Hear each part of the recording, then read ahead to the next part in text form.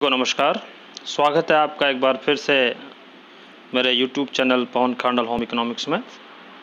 मैं पवन Khandal PGT economics केंद्रीय विद्यालय सीकर, और अभी जो हम सीरीज़ बना रहे हैं वो क्लास 12th का इंडियन इकोनॉमिक डेवलपमेंट बुक का second chapter Indian economy from 1950 to 1990, इस चैप्टर का हम सीरीज़ तैयार कर रहे हैं, जिसमें इससे पहले एक वीडियो मैं अभी डिस्कस कर चुका हूं। उसमें हमने अभी तक बात की इकोनॉमिक प्लानिंग की कि इकोनॉमिक प्लान क्या होता है, और दो टाइप की इकोनॉमिक प्लानिंग होती है, कॉम्प्रिहेंसिव और directive.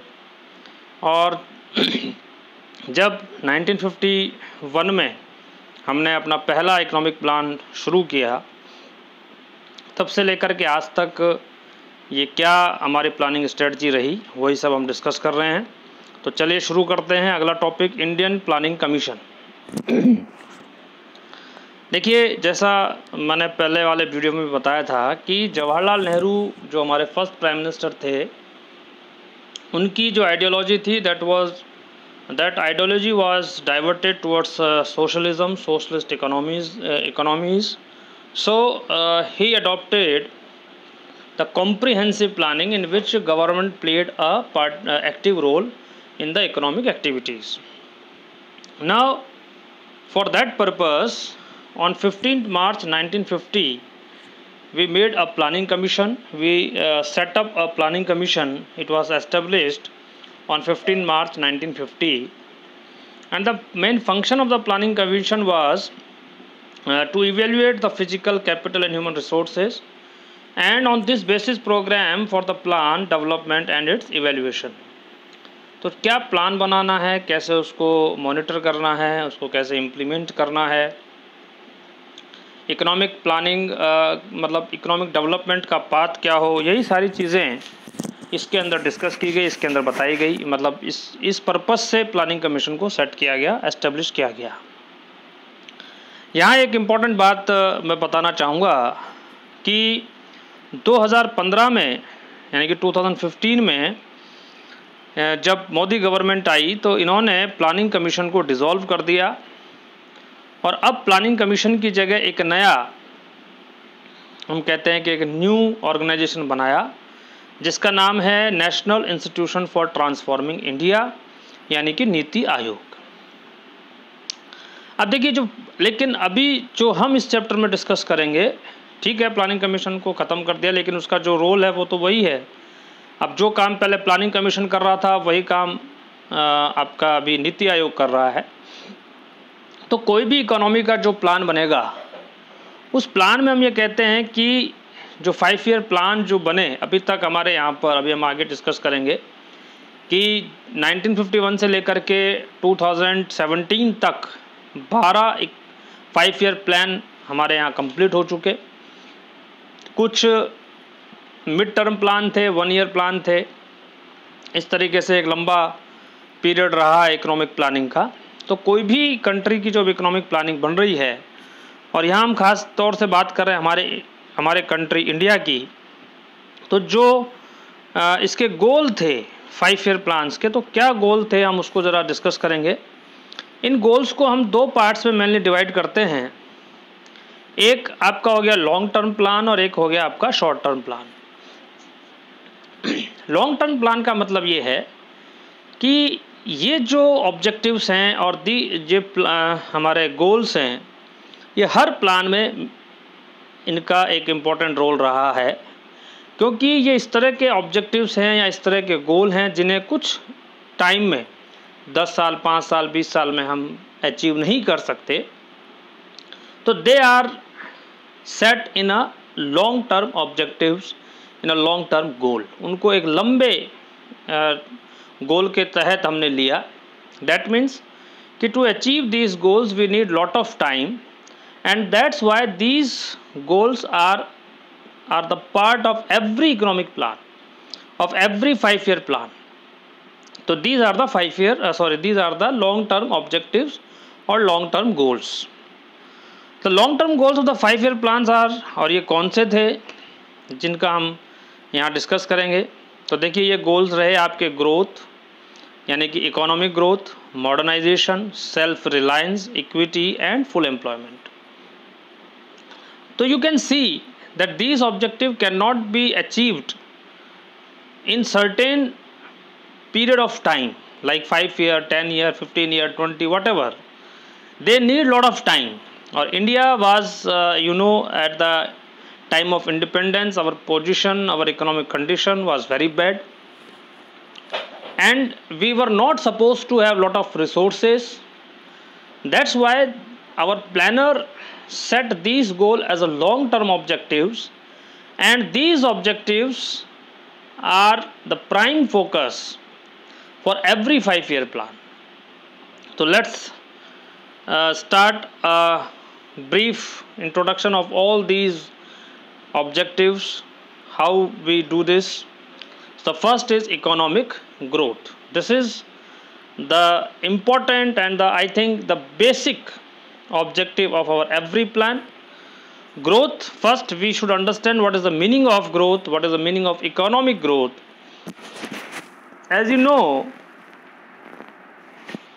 that it refers to increase in the country's capacity to produce the output of goods and service within the country. That means economic growth implies that how the capacity of the country to produce goods and service is increasing.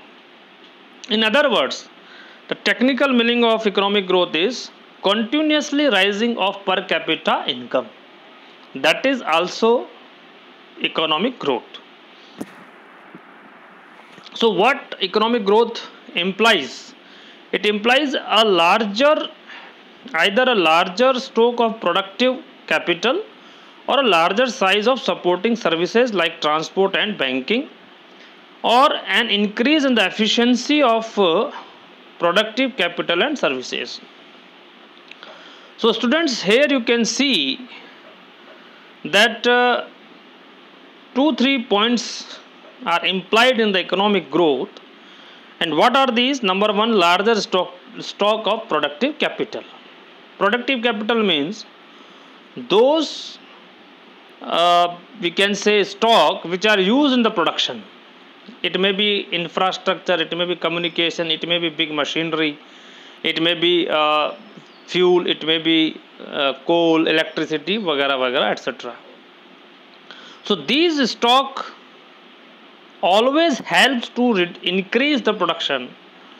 So here we can say that economic growth shows a larger stock of productive capital, the capital which is helpful in the production. And the second, the larger size of supporting services like transport, banking, communication, or increase in the efficiency of productive capital and services. In total, what can we say? That economic growth means the entire production capacity of the country should rise. If we have more capacity of production, then we would have more GDP. If we would have more GDP, then in that condition we can say that our economy is growing. And the technical meaning, I tell you that economic growth means the continuously rise in per capita GDP or per capita income. Now, a good indicator of economic growth in the language of economics is steady increase in the gross domestic product. इसकी हम discussion पहले भी कर चुके हैं कई बार कि GDP के बढ़ने का मतलब ही इकोनॉमी के ग्रोथ होने का मतलब होता है. If you want to monitor or if you want to evaluate how the particular economy or country is growing on the field of economy, then we should see and we have to monitor only the GDP. That is the indicator of economic growth. Although there are some restrictions and some drawbacks of this, that is a different thing. But over and all, if you want to look the economic condition of any country, then you have to see the GDP of that particular country. So this is our goal of 5-year plan, that our planner always try to increase the economic growth of the country. They always try to increase the GDP of the country so that we can do the economic growth. The contribution made by each of these sectors make up the structural composition of the economy. And there are some other, you know very well about the different sectors of the economy. And these different sectors play a very important role in the composition of GDP. So our planner did focus on all these different sectors of the economy, either it is primary or secondary or tertiary, whatever, so that every sector should play a significant role for the growth of the GDP. Then we say that it is necessary to produce more goods and services if the people of India are to enjoy a more rich and varied life. And why should we give the focus on more GDP? Because more GDP shows the more production, या high production of goods and services. If we do the high production of goods and services, that may be the indication that our people are enjoying more goods and service. That would show the economic growth. So this is the prime objective of our every plan, our every 5-year plan, and that is the economic growth. Now the next objective is equity. अब देखिए कि अगर हम GDP बढ़ा दें, और GDP हमने खूब बढ़ा भी ली, लेकिन अगर उस जीडीपी को हमने सही तरीके से डिस्ट्रीब्यूट नहीं किया, या उस जीडीपी का सही तरीके से जो इनकम ग्रो हुई है कंट्री की जो जीडीपी बढ़ी है, अगर उसका एक सही तरीके से डिस्ट्रीब्यूशन नहीं हुआ, तो इस बढ़ी हुई जीडीपी का कोई मीनिंग नहीं हो जाता. द इंक्रीज जीडीपी और GDP growth remain senseless, meaningless. So what can we say here? That a country can have high growth, the most modern technology developed in the country itself, and also have most of its people living in poverty. And it is being seen, ऐसा देखा जाता है कि बहुत सारे countries की GDP ज़्यादा है, टेक्नोलॉजिकल रिफॉर्म भी हो गए, बहुत कुछ है, लेकिन most of its people are living in poverty. And unfortunately, it is happening in our country also. It is important to ensure that the benefits of the economic prosperity reach the poor section as well instead of being enjoyed only by the rich.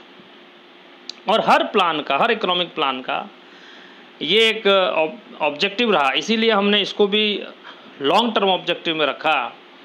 और in our constitution also directive principle हमारे यहाँ है, नीति निर्देशक तत्व हमारे यहाँ है, हमारे संविधान में है, हमारे कॉन्स्टिट्यूशन में है, जिसमें इस बात का उल्लेख है कि सामाजिक समानता के साथ साथ आर्थिक समानता भी इस देश में होनी चाहिए.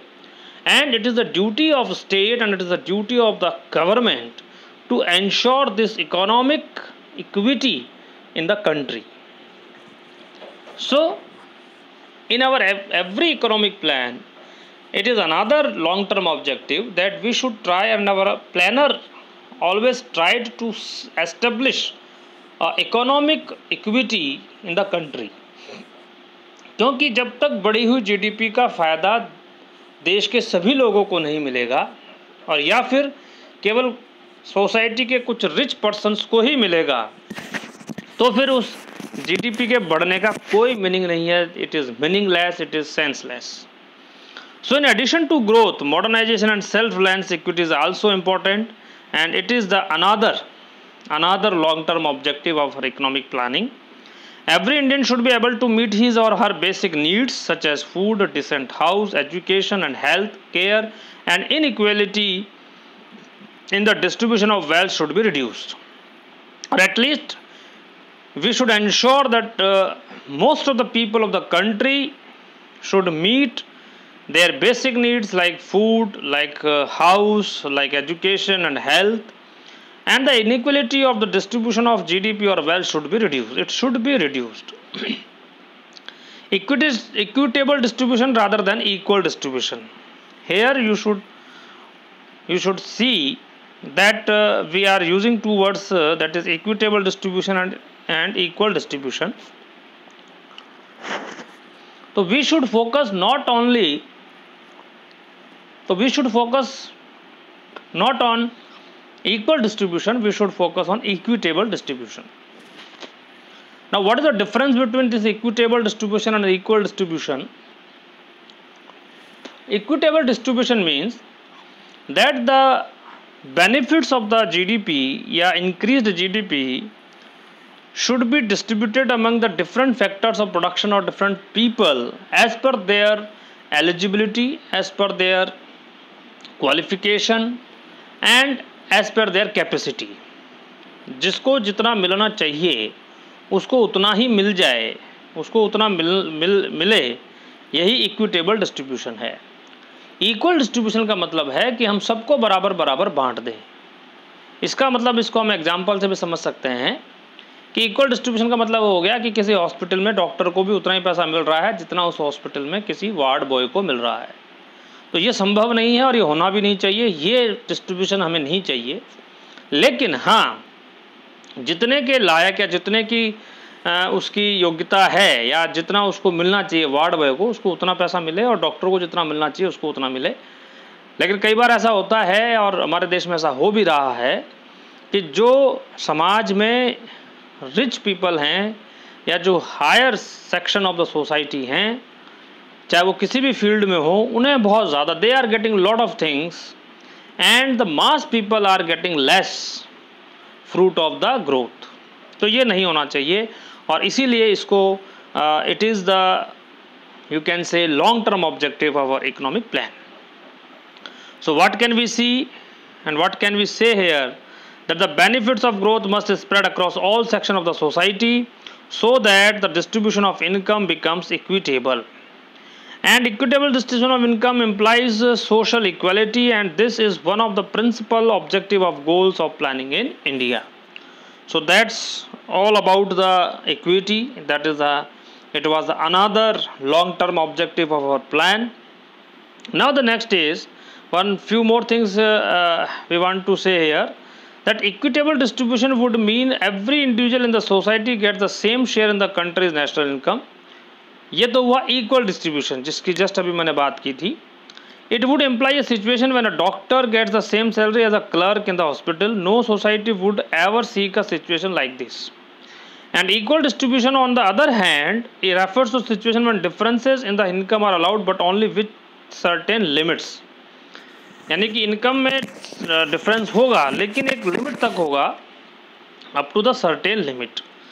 सो इसकी पहले भी मैं अभी जस्ट डिस्कस इसको डिटेल हम कर चुके हैं, equal distribution and equitable distribution. Now the next is full employment. So first we should understand the situation of full employment and the meaning of the full employment. That it is a situation when all the people who are willing and able to do work on given wage rates get work. कि जितने लोग given wage rate पर काम करने को तैयार हैं और एबल हैं और उन्हें काम मिल जाता है, तो that situation is called the full employment situation. The objective of full employment should focus on inclusive growth. और अगर हम ये एम्प्लॉयमेंट का या फुल एम्प्लॉयमेंट का ऑब्जेक्ट पूरा कर लेते हैं, ये ऑब्जेक्टिव हम हासिल कर लेते हैं, तो इससे हमें क्या मिलेगा? इससे इंक्लूसिव ग्रोथ होगी। It means that more and more people should participate in the process of economic growth. When more and more people get the employment, when more and more people get jobs, then they will play their role in the development, economic development, and they will also get the benefits of the economic development. So employment is the tool to get the inclusive growth.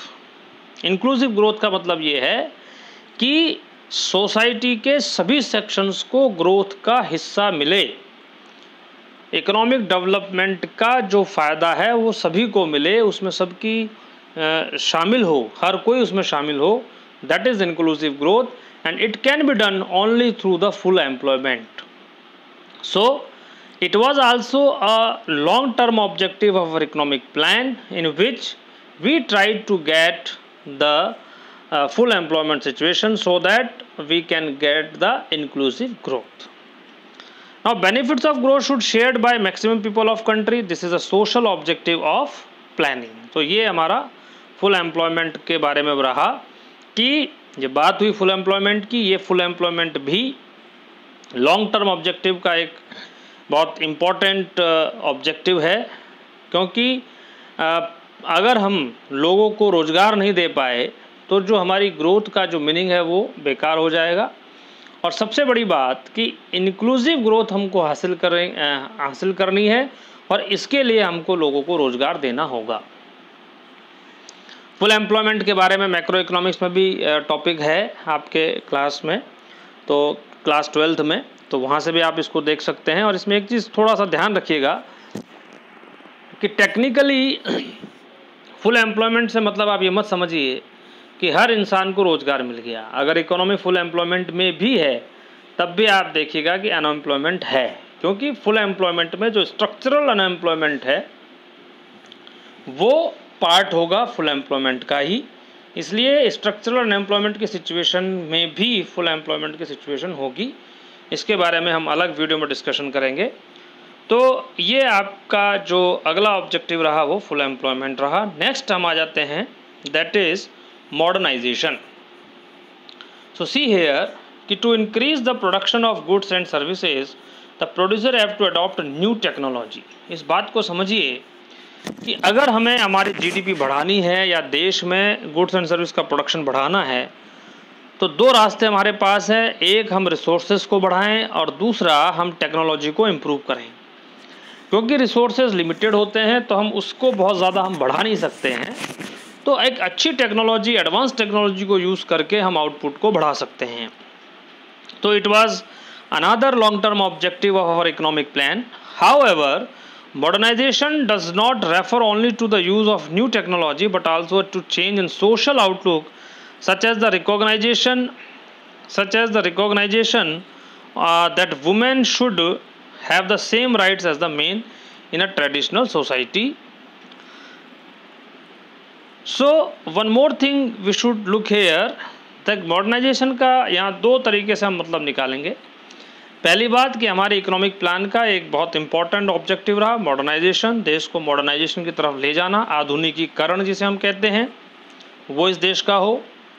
लेकिन इस आधुनिकीकरण में या modernisation के अंदर हम केवल technological modernisation ही नहीं देख रहे, बल्कि सोशल आउटलुक का चेंज भी हम देख रहे हैं, यानी कि सोशल आउटलुक भी चेंज होना चाहिए। The perception of the people should change. There are many perceptions that women cannot do this thing, they cannot do work, they cannot come in the different fields. So ये जो perceptions हैं ये बदलने चाहिए। और भी इस तरह के जो मिथ हैं या आप समझिए जो ऑर्थोडॉक्स थॉट्स हैं या जो हमारी रिचुअल्स हैं, बैड कस्टम्स हैं, ये सब बदलें, वो भी that is also the part of modernisation. Now the next is self reliance, that is another long term objective, यानी कि आत्मनिर्भरता। ये भी हमारा एक लॉन्ग टर्म ऑब्जेक्टिव है कि हमारा देश आत्मनिर्भर बने। और आत्मनिर्भर किस में बने? हर चीज़ में हम आत्मनिर्भर हों। हम आत्मनिर्भर हों वैज्ञानिक सोच में, हम आत्मनिर्भर हों हमारे रिसोर्सेज के मामले में। तो ये जो सेल्फ रिलायंस रहा है ये भी हमारे प्लान का एक लॉन्ग टर्म ऑब्जेक्टिव रहा है। और क्योंकि इसे भी किसी एक पर्टिकुलर पीरियड में, एक लिमिटेड टाइम में हासिल नहीं किया जा सकता, that's why it was also the long term objective of our plan. Now you can see here that a nation can promote economic growth and modernization by using its own resources or by using resources important from other nations। यानी कि हमें grow करना है तो दो तरीके हमारे पास हैं कि एक तो हम अपने रिसोर्सेज को यूज़ करें और हम इकोनॉमिक ग्रोथ करें, और दूसरा हम बाहर से इंपोर्ट करें। तो हमारे इकोनॉमिक प्लानर्स की ये उनका ऑब्जेक्टिव रहा है कि इंपोर्ट सब्स्टिट्यूशन किया जाए। दैट मीन्स कि dependence on other countries should reduce gradually. एकदम से हम नहीं कर सकते थे, ना हमने एकदम से किया, ना एकदम से करना संभव होगा, लेकिन it was the objective of our planner that gradually, slowly, time to time, we should reduce our dependence on the foreign countries. The first 7 5-year plan gave importance to self-reliance, which means avoiding imports of those goods which could be produced in India itself. And what we have done for this, what we did for this, that we adopt the policy of import substitution, and we try to avoid the imports of the goods which can be produced in our country. We found our capability, our capacity in the different fields in which we can do at our level, and we avoid the imports of such type of goods that could be produced in our country.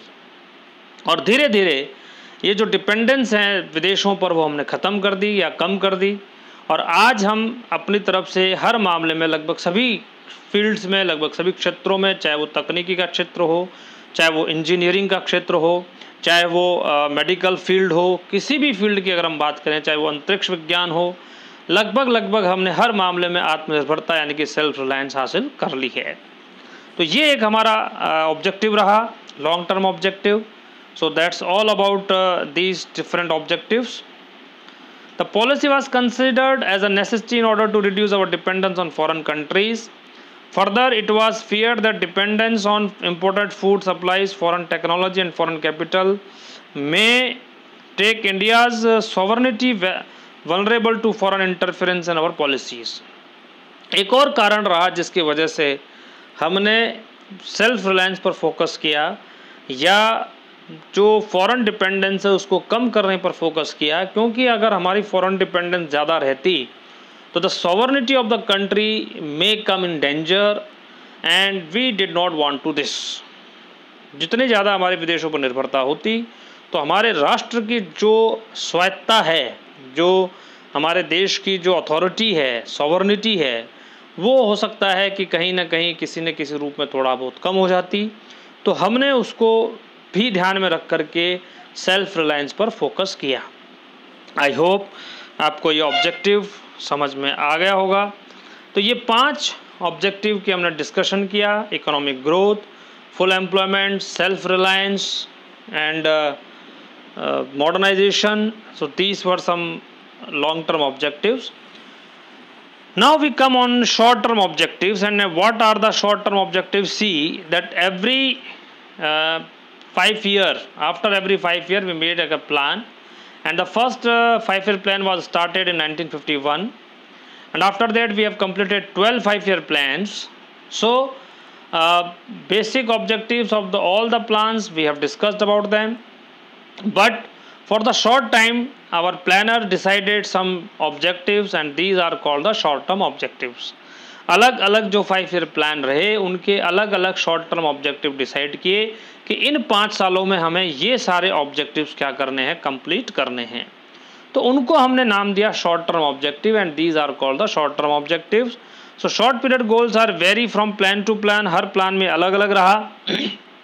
पहला plan जैसा कि मैंने आपको बताया कि ये start हुआ 1951 में और 56 तक चला. लास्ट 5-year प्लान जो था वो 1 अप्रैल 2012 से लेकर के 31 मार्च 2017 तक चला. इसके बाद में जैसा अभी हमने डिस्कस किया कि हमारे देश में एक नई संस्था बन गई है, नीति आयोग.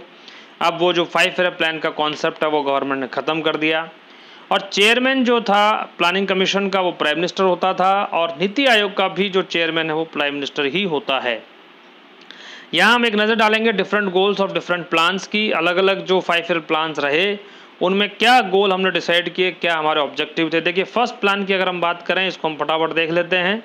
फर्स्ट प्लान के अंदर जो मोस्ट इम्पोर्टेंट फीचर था वो था कि इकोनॉमिक सेक्टर, सभी इकोनॉमिक सेक्टर्स पर क्या किया जाए, फोकस किया जाए, सारे इकोनॉमिक सेक्टर्स को इम्पोर्टेंट रोल प्ले हो. सेकेंड प्लान जो कि 1956 से 1961 तक चला, इसके अंदर फोकस किया गया पब्लिक सेक्टर पर और रैपिड इंडस्ट्रियलाइजेशन पर. और इसको ही इसी प्लान को महालनोबिस मॉडल भी कहा जाता है, जो कि पीसी महालनोबिस के उसकी जो उनकी जो थ्योरी थी उस पर बेस था सेकंड प्लान, इसलिए इसको महालनोबिस मॉडल बोलते हैं. देन थर्ड प्लान की अगर हम बात करें तो इसमें स्ट्रेस दिया गया एग्रीकल्चर पर and improvement in the production of wheat पर. 1961-66 में आपको ध्यान हो तो अभी हम जैसे आगे इसमें डिस्कस भी करेंगे. 60s के इसी डिकेड में ग्रीन रेवोल्यूशन की जो बात है वो शुरू हो गई थी और डॉक्टर MS स्वामीनाथन के लीडरशिप में ये हमारे कंट्री में स्टार्ट हुआ था, तो ये वही थर्ड प्लान है। देन फोर्थ प्लान हुआ 1969 से 1974 तक। इसमें accelerating process of growth and price stability पर फोकस किया गया। Then if you talk about the fifth plan, the fifth 5-year plan led stress on employment, poverty alleviation and justice. Similarly, seventh plan था, इसमें led stress on improving the productivity level of industries by upgrading of technology. Eighth plan में modernisation पर focus किया गया। 10th plan में हमने जो growth rate है उसको बढ़ाने का हमारा टारगेट रहा और पॉवर्टी रेट को कम करने का टारगेट हमने रखा। और जो 12th प्लान है, लास्ट प्लान जिसकी हम बात करें, इसमें जेंडर एंड सोशल गैप को ख़त्म करने की या कम करने की बात की गई। तो ये डिफरेंट प्लान्स में इसमें हमने बहुत ज़्यादा डिस्कस नहीं किया।